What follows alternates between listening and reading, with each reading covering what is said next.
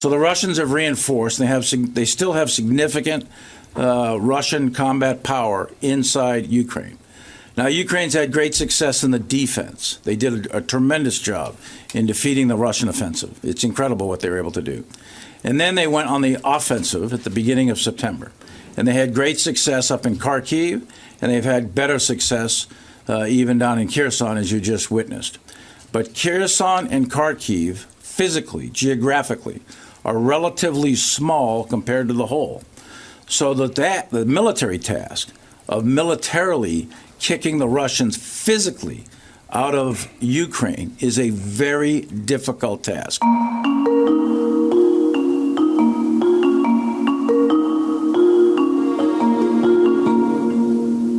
A voz que acabamos de ouvir é de Mark Milley, chefe do Estado-Maior das Forças Armadas dos Estados Unidos.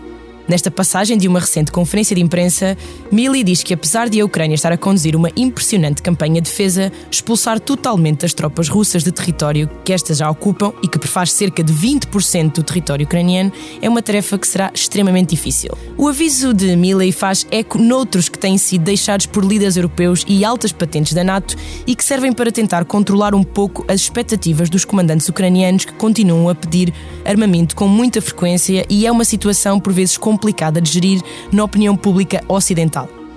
Até aqui não há grandes surpresas. Bem diferente é descobrirem-se detalhes, e detalhes muito específicos, sobre as fragilidades do exército de Kiev, incluindo um alerta vermelho quanto ao número muito reduzido de mísseis para defesa antiaérea que ainda lhe restam, e o dia exato em que esses mísseis podem esgotar-se.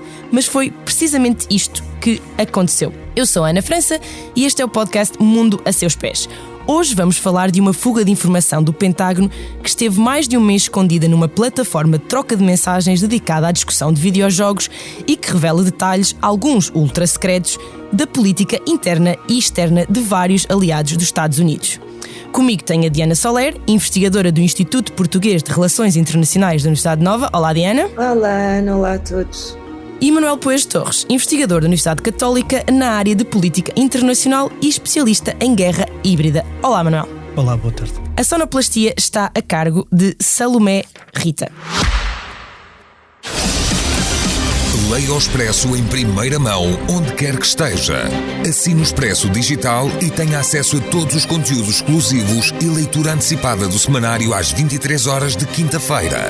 Apenas 1,35€ por semana, durante 2 anos. Todas as vantagens em expresso.pt/assinatura digital. Expresso. Liberdade para pensar.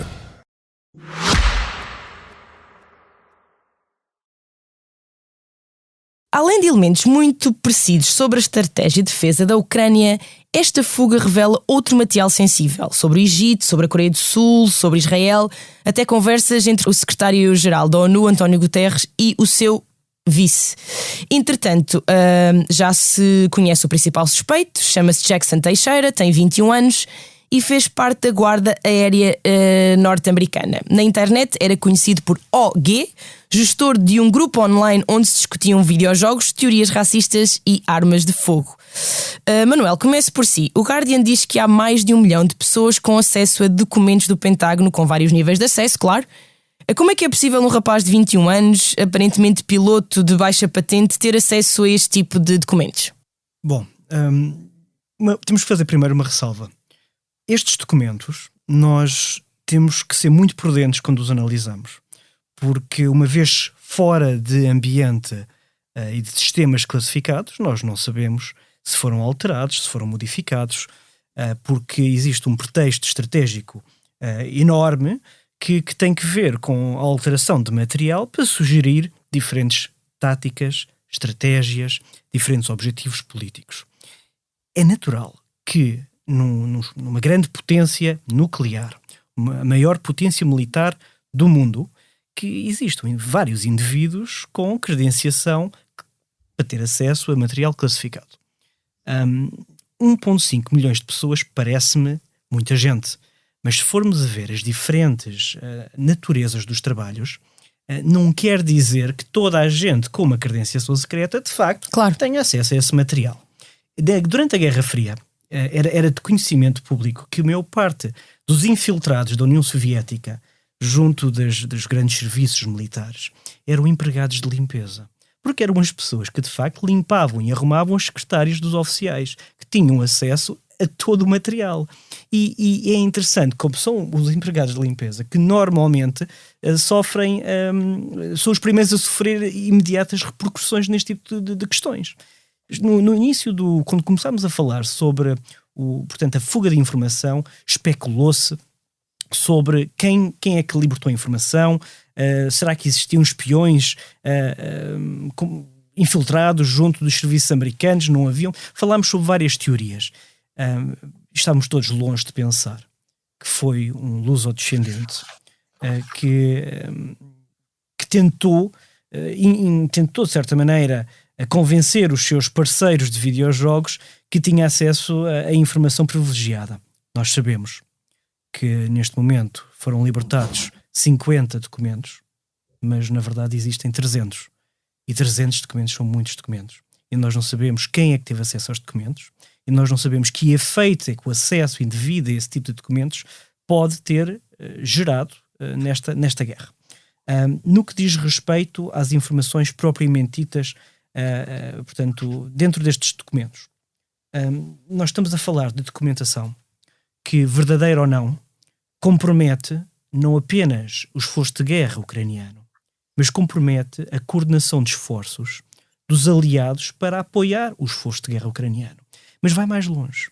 Alguns destes documentos têm a marca FVEI, ou Foxtrot Victor Echo Yankee, que quer dizer Five Eyes, ou 5 olhos. E quem são os 5 olhos?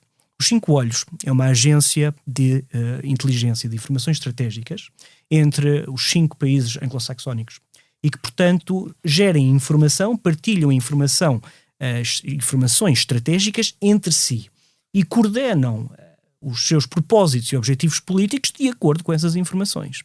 Ora, se estas informações dos 5 olhos, partilhada entre os 5 olhos, foi libertada nesta fuga portanto, como será conhecida para sempre, Discord Leaks, se foi libertada, então vai comprometer não apenas todo o apoio à Ucrânia, mas inclusivamente a coordenação política, militar e diplomática entre os Estados Unidos da América, o Canadá, o Reino Unido, a Austrália e a Nova Zelândia.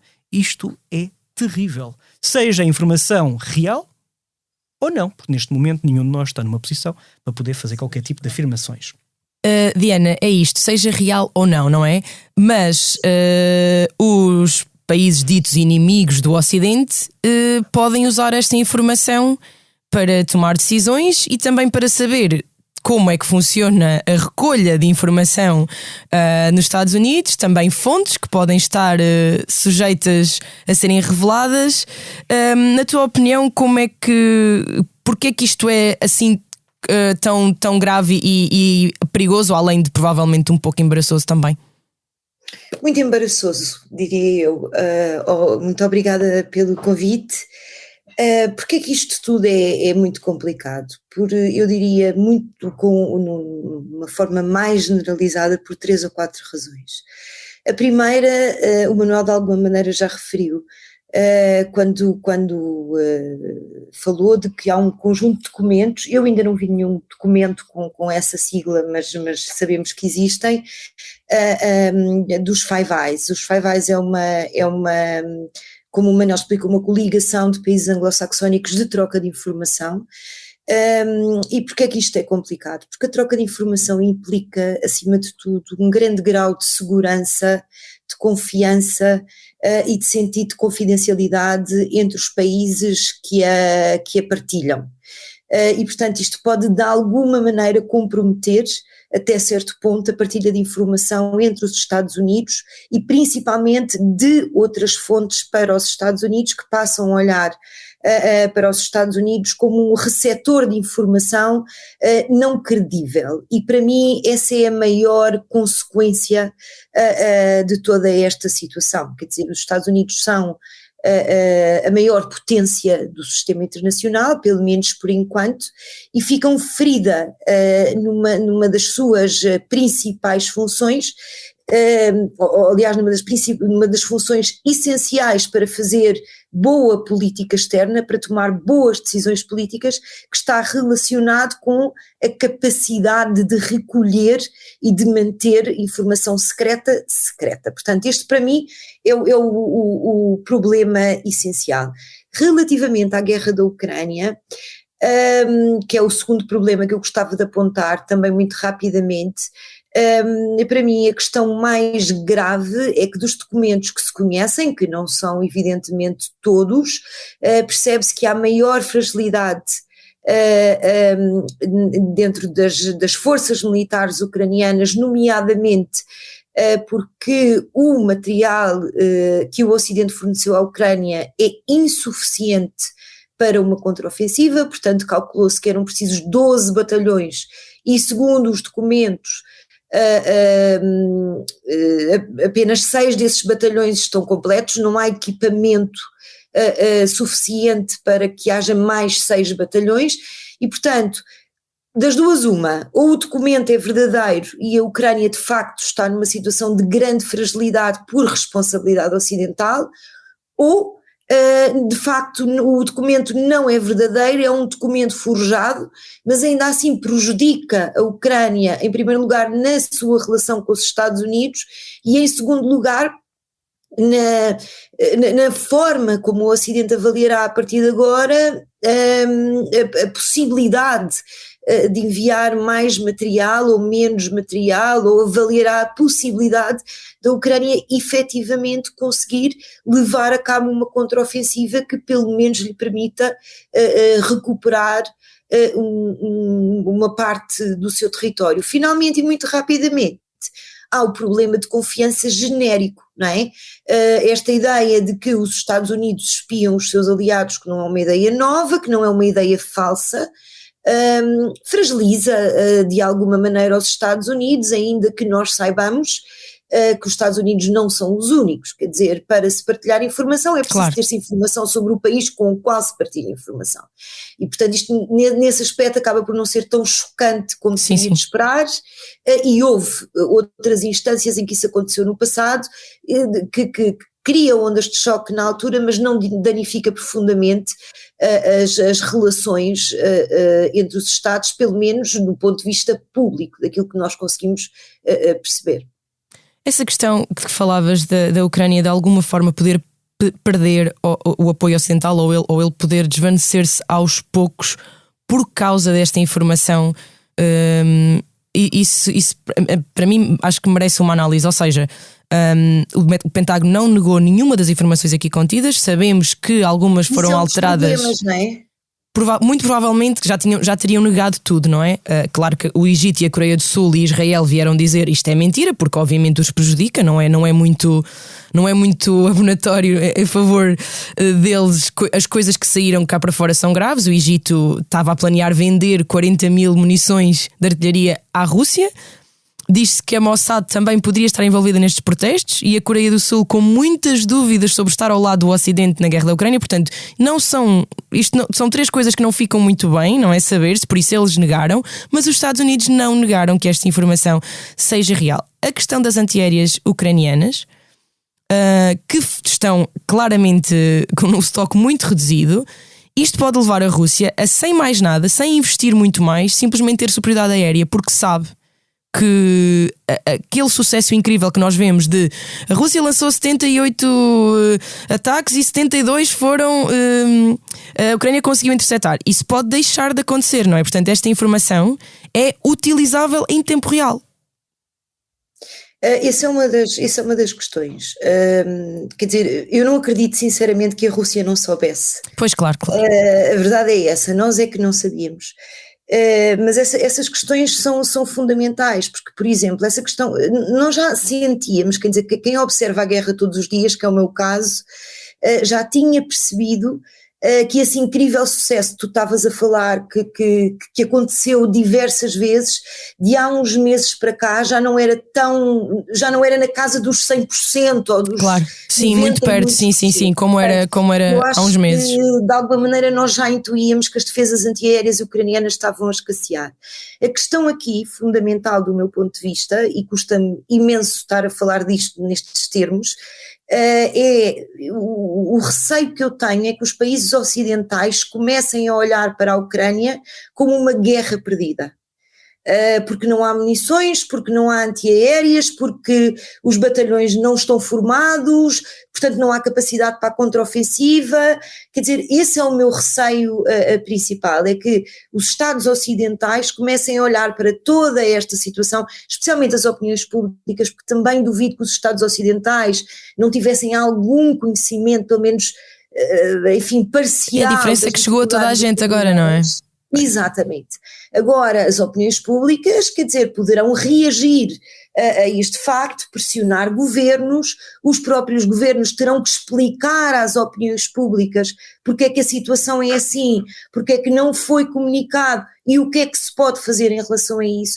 E, portanto, num curtíssimo espaço de tempo, estamos aqui com um conjunto de interrogações enormes que pode levar um conjunto de países, enfim, a ter uma visão diferente daquilo que se está a passar na Ucrânia e sendo que uma das possibilidades, errada do meu ponto de vista, é decidir que a guerra da Ucrânia não pode ser vencida, portanto, então pressionar a Ucrânia o mais rapidamente possível para uma paz que não lhe seja conveniente.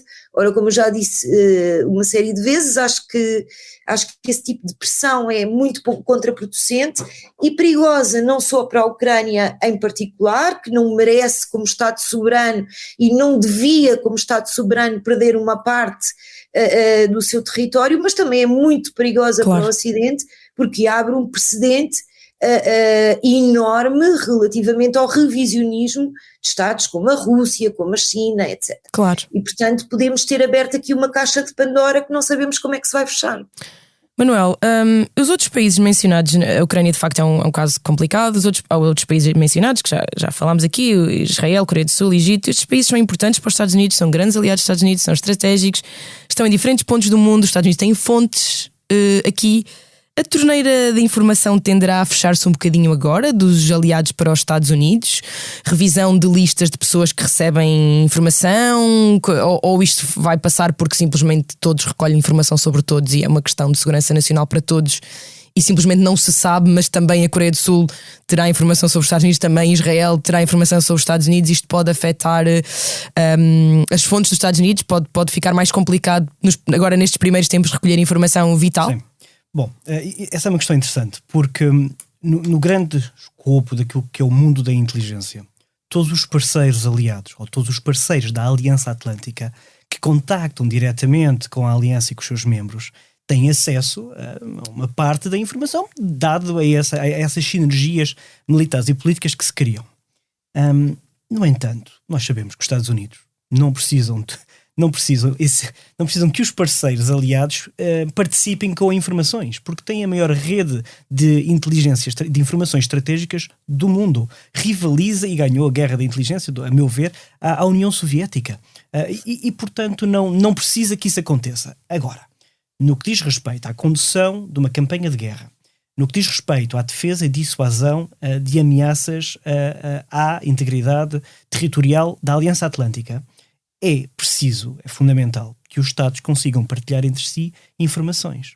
Só que essas informações não passam entre Estados.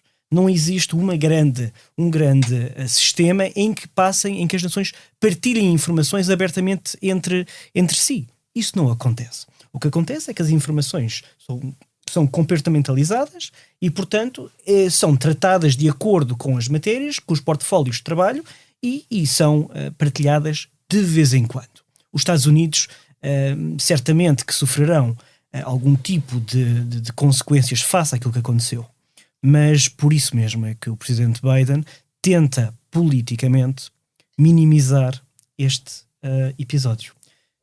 Pessoalmente, eu sou fervorosamente contra minimizar este tipo de episódios, porque fazem parte da guerra. Isto acontece em todos os conflitos. Acontecem em paz e acontecem em guerra. E, portanto, temos que saber lidar com isto. É de facto grave que este tipo de fuga tenha acontecido por parte de um membro das Forças Armadas americanas. Pode levantar algumas questões no que diz respeito à segurança da informação interna dos serviços americanos. E estou certo que, a partir de agora, Isto será mais um aviso à navegação para que os processos de credenciação sejam ainda mais cautelosos. Nós sabemos que o processo de credenciação leva muitos meses, porque são processos longos, complexos, que parte muito da interdependência de esforços da administração interna para que determinado tipo de indivíduos sejam ou não credenciados. E, portanto, estou certo que neste momento os Estados Unidos da América farão reformas necessárias para que este tipo de incidentes não voltem a acontecer.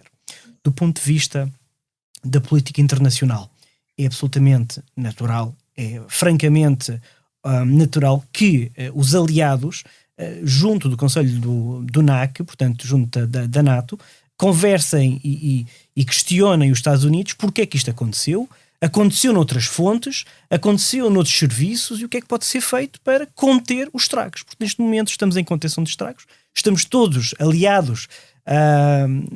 Ainda não sabe tudo, cada dia vem uma nova notícia, não é? Agora a questão de Guterres também, que poderá ter sido acomodativo para exigências russas, e não quer dizer sequer que ele não tenha as suas razões, só que a percepção para fora, como não sabe tudo, só sabe uma ou duas conversas, não é? Ele acaba por ficar mal visto e nem sabe a totalidade do que foi conversado. Também há esse problema, não é? Porque é uma parte da informação que sai e fica-se com uma ideia que obviamente é só uma parte, não é? A questão é exatamente essa. Nós temos das conversas, é uma parte. Ser extraordinariamente prudentes a analisar este tipo de material. A não esquecer que isto é produzido pelo J2. O J2 é a divisão dentro das Forças Armadas responsável pelas informações estratégicas. Isto não foi construído para os olhos dos políticos, para o nível político. Claro. Muito menos para o público. Portanto, nós estamos a olhar para a informação crua, não é? Crua, claro. Não está digerida e provavelmente não passou no crivo. E parcial naquela questão, é uma parte. Preciso. E provavelmente desenhado, isto normalmente é criado por tenentes ou majores e depois passa por um sistema, um controle de qualidade a nível de um coronel. Normalmente, mas não passa no crivo daquilo que é o conselheiro político do Brandes. Do que pode ou não se pode dizer, e, claro. Portanto, mais do que isso, daquilo que é o controle da qualidade das informações em si. Portanto, nós estamos a ler uma perspectiva. Não sabemos quem criou a perspectiva, não sabemos se a perspectiva é verdadeira, mas pensando que sim... Nem sabemos, desculpe só interromper, e nem sabemos se não há outras perspectivas. Exatamente, a questão é exatamente essa. Ao mesmo tempo discutidas e publicadas e partilhadas, não é? Pois claro, e nós estamos a olhar para um slide onde há uma voz que escreve no slide a sua percepção. Isto não quer dizer nada e ao mesmo tempo quer dizer tudo. A informação, se saiu, não devia ter saído, perdão, e se de facto foi escrita desta forma, nós temos que saber interpretar porque é que foi escrita desta forma. Isto não é para ser lido, não é literal. Isto não é postar num slide, não quer dizer que seja de facto a leitura dos Estados Unidos da América dos seus parceiros. A não esquecer que aquilo que foi, portanto, os 50 slides que saíram, os 50 fotografias que saíram, muitas delas dizem respeito à Jordânia, porque como é que a Jordânia vai reagir a tentar quebrar os contratos 5G com a Huawei, como é que a China vai reagir, como é que a Jordânia poderá fazer. Outros problemas têm que ver com o Egito, com o envio deste armamento, destas munições, em segredo, porque não queremos que os Estados Unidos fiquem excessivamente magoados com o nosso Sim, até porque os alinhamento. Estados Unidos nos mandam $1.000 milhões por ano para o nosso exército, convém. Exato. É inacreditável. Exato. E há aqui outra questão que também me parece interessante. Parece-me a mim que se estas informações forem verdadeiras, põe em causa a própria eficiência dos serviços de inteligência de sinais dos Estados Unidos. Porque se as informações forem verdadeiras, então está comprovado que os Estados Unidos foram capazes de interceptar comunicação entre o FSB e o Ministério da Defesa russo. Portanto, há uma metodologia de forma a interceptar sinais ou de forma a interceptar comunicações, porque de facto aquilo que está plasmado nos slides é de que existe uma discussão em curso entre os serviços de inteligência russos e o Ministério da Defesa, em que o Ministério da Defesa está a tentar minimizar os números e o FSB é contra essa política, e também no que diz respeito à interseção de comunicações com a China, porque existe uma ressalva, ou existe um ponto num dos slides em que portanto, o oficial de inteligência dá a entender que os chineses desenvolveram finalmente mísseis hipersónicos e, na verdade, veículos, hypergliding vehicles, portanto, veículos que deslizam a alta velocidade. É outro tipo de armamento. E isso põe em causa todo o sistema, todo o aparato de informações estratégicas montado pelos Estados Unidos com os seus adversários. Isso é perigosíssimo, porque normalmente neste tipo de ambientes existe pessoal infiltrado no corpo militar e diplomático dos outros adversários ou das outras nações. Isso põe em questão a segurança dos esforços humanos nessas nações. Portanto, a ação do Jacques Teixeira pode de facto ter repercussões não apenas a nível da política internacional, mas diretamente na salvaguarda daquilo que é a segurança de profissionais no terreno. E é de facto uma traição à pátria e será julgado certamente como tal. Os amigos dizem que ele era, suponho, muito anti-guerra e cristão profundo. E eu pergunto-me, isto não é, claro que não é uma justificação, mas pode haver mais pessoas que pensem que, ou seja, faz parte do meu dever como pacifista lançar na net coisas. Pois claro. Eu não sei, copycat, qualquer coisa assim pode acontecer. Não é incompatível com a guerra. No entanto, se é um pacifista, está na profissão, podia estar noutro tipo de profissão, porque ser militar não é necessariamente ser um senhor da guerra, mas é defender os interesses políticos. Ou sequer a favor que haja conflitos armados, claro. Defender politicamente, caso eles aconteçam, o propósito da nação. Porque em guerra há dois princípios basilares em Clausewitz. É o princípio da reciprocidade e o princípio da violência máxima. E por isso é que nações nucleares não se atacam diretamente. Utilizam meios, se me permite, destruição mútua, assimétricos, claro, para se atingir um ao outro. Porque quando há um ataque, o adversário, se for nuclear, reage da mesma forma, dá-se um escalar de violência que pode ser ela máxima. A utilização e a fuga deste material pode não apenas pôr em causa o esforço de guerra, mas toda a coordenação de esforços. E isto é grave. Se as informações, mais uma vez, forem corretas, existem números que diz respeito ao número de munições já utilizadas pela Ucrânia nesta guerra. E o slide dita que foram utilizadas cerca de 900 mil munições de artilharia da Howitzers, 155mm. Ora, antes da guerra começar, o stockpile americano era o dobro desse número. O que quer dizer que já foi utilizado pelo menos metade do stockpile americano reservado para um conflito de larga escala contra claro, um adversário em igual paridade. Isto é gravíssimo, porque nós sabemos que o complexo militar industrial americano não consegue suportar o desenvolvimento de novas munições ao mesmo tempo que elas são gastas na Ucrânia. E se os Estados Unidos não conseguem, então mais ninguém consegue. E portanto, os aliados, a Europa e Portugal aqui têm que estar preocupados, porque Portugal tem uma voz muito, muito pequena e estrategicamente não conta, mas nós próprios temos que fazer um debate interno nacional para tentar compreender o que é que nós queremos fazer na defesa daquilo que são os nossos interesses. Claro. Porque os interesses dos americanos nem sempre estão alinhados com os interesses da Europa e muito menos com os interesses portugueses. E eu continuo hoje, ao final de um ano de guerra, sem saber se os interesses estratégicos portugueses estão ou não estão seguros. E eu acho que isso é um ponto importante. Diana, outra coisa surpreendente é a qualidade de informação que de facto está nestes documentos e o nível de acesso e penetração que os Estados Unidos parecem ter junto, quase literalmente nos corredores do Kremlin, não é? Ou do Ministério da Defesa. Isto vai até ao osso da estratégia a longo prazo da Rússia, mas ao mesmo tempo também se sabe o que é que eles atacaram ontem. Portanto, é em tempo real e também o que podem fazer. Este acesso, obviamente, pode estar em causa. Alguma coisa que os aliados possam fazer para contornar isto e continuarem a ter acesso a estas coisas?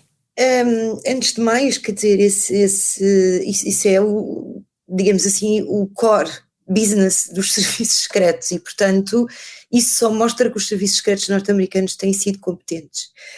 O problema e o lado da incompetência, digamos assim, está precisamente na possibilidade desse tipo de dados se tornarem públicos, como aconteceu agora.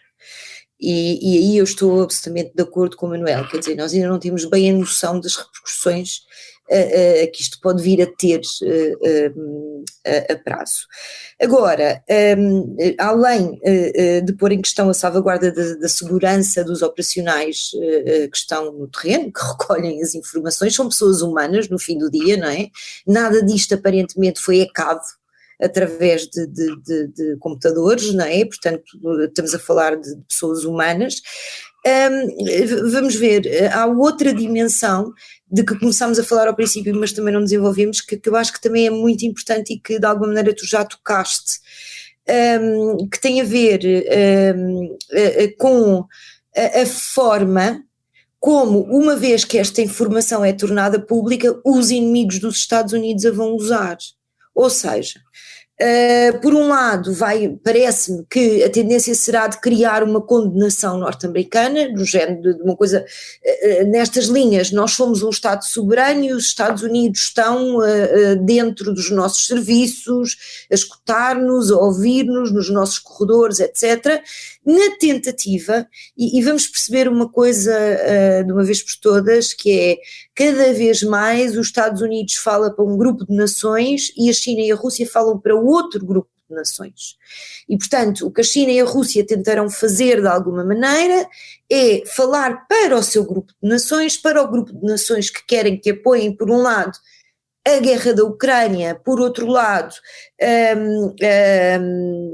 a Rússia na guerra da Ucrânia, por outro lado, esta ideia da China se começar a tornar um produtor de ordem internacional e que subscrevam, no fundo, a ordem internacional chinesa e, portanto, da mesma maneira que as fragilidades políticas dos Estados Unidos têm sido exploradas à exaustão, algumas que até já não figuram no ideário norte-americano, ou não figuram, pelo menos neste momento, o que vamos assistir agora, do ponto de vista político, é a exploração, no fundo, desta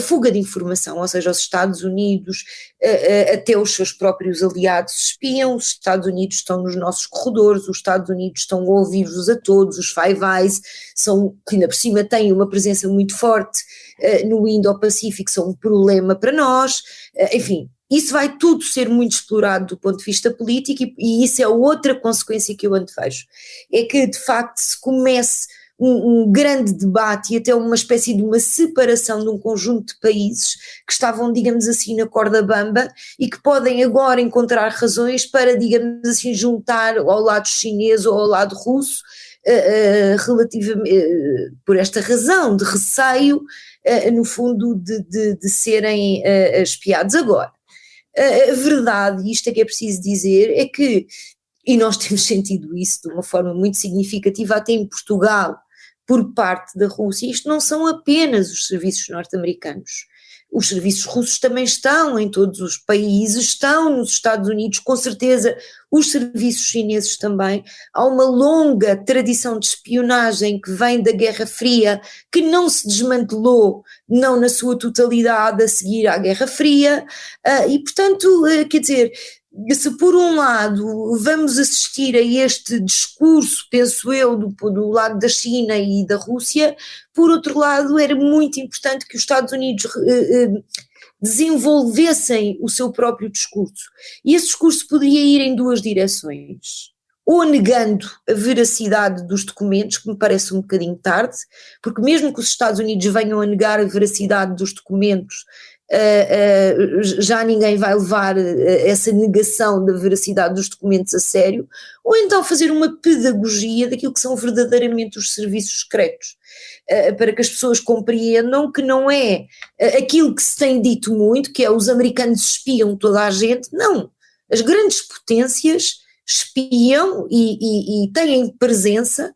em todas as outras grandes potências porque faz parte da sua própria política e da sua própria política de segurança e defesa terem informações acerca de Estados inimigos. Portanto, Vamos ver como é que se desenvolve este discurso, vamos ver como é que se desenvolve tudo isto, vamos ver de que maneira é enfim, que este assunto vai continuar a ser tratado, mas a mim parece-me enfim, que não podemos esperar menos que uma exploração por parte dos inimigos dos Estados Unidos desta fuga de informação.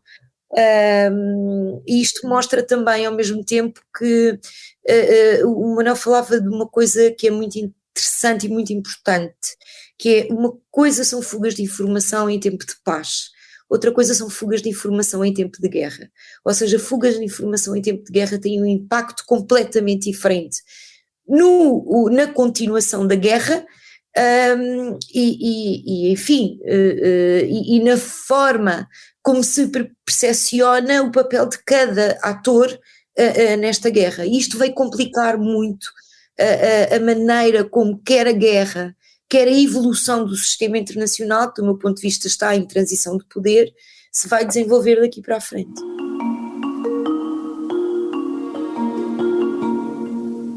Chegámos ao fim do nosso episódio. Antes disso, queria perguntar ao Manuel se nos trouxe um objeto cultural sobre o tema que tratámos hoje. Sim, a propósito do tema, existe um livro muito interessante, a meu ver, chamado O Círculo da Traição. O Círculo da Traição é um livro escrito por 2 ex-agentes da CIA que foram líderes de missão para encontrar o autor do leak, portanto o autor de uma fuga de informações, de seu nome Aldrich Ames. Aldrich Ames fez uma fuga enorme de informações para a União Soviética, era também ele um agente, um colega das autoras deste livro, e que foi recrutado pelo KGB e fez esta fuga de informação. Esta fuga de informação teve consequências terríveis, porque acabou por culminar na morte, portanto na prisão de 10 agentes infiltrados americanos e depois na sua execução.